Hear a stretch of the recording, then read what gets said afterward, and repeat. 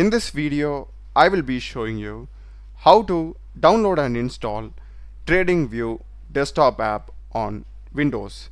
So let's get started. First thing, just search for TradingView.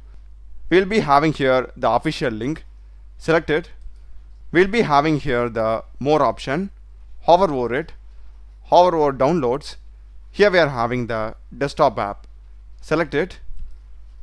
And we are having the download options for Windows, Mac OS and Linux. So I will just click on Windows. The download will be getting started. It is around 141 MB in size, so just be patient. Once the download is complete, just open it. If you are getting any pop-up like this, just click on install. And we'll be getting the TradingView interface like this. You can simply sign in, or else you can simply start using it without even signing also. And to change the theme, here you are having the profile icon, and just select the dark theme, and that's it. We'll be having the dark theme. And if you go to search and type trading, we'll be having the TradingView app.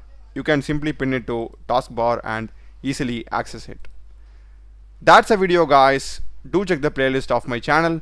Run a lot of videos in programming and AI tools. Subscribe me.